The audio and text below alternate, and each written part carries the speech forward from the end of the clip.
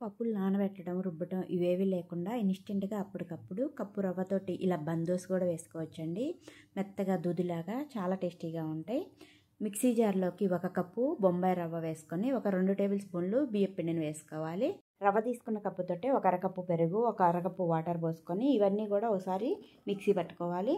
చూడండి, ఈ విధంగా మిక్సీ పట్టుకున్న తర్వాత మరొక అరకప్పు వాటర్ పోసుకొని ఎంత వీలైతే అంత మెత్తగా మిక్సీ పట్టేసి ఒక గిన్నెలో తీసి పెట్టుకోవాలి పిండినంతా కూడా. ఇప్పుడు స్టవ్ పైన ప్యాన్లో ఒక స్పూన్ ఆయిల్ వేసుకొని ఆవాలు, జీలకర్ర, పచ్చిశనగపప్పు, మినపగుళ్ళు, అలాగే అవి ఫ్రై అయిన తర్వాత పచ్చిమిర్చి, ఉల్లిపాయ ముక్కలు వేసుకొని పచ్చివాసన పోయేంత వరకు ఫ్రై అయిన తర్వాత కొత్తిమీర వేసుకొని స్టవ్ ఆఫ్ చేసుకోవాలి.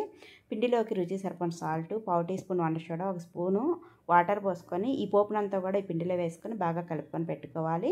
బందోసు వేయటం కోసం పోపు తాలింపు పెట్టుకుంటాం కదా, ఆ ప్యాన్ పెట్టుకొని ఒక స్పూన్ ఆయిల్ వేసుకొని 2 గరిటెలు ఈ పిండిని వేసుకొని ఒకవైపు కాలినాక రెండో వైపు టర్న్ చేసుకొని మంచి కలర్ వచ్చినాక తీసేసుకోవాలి.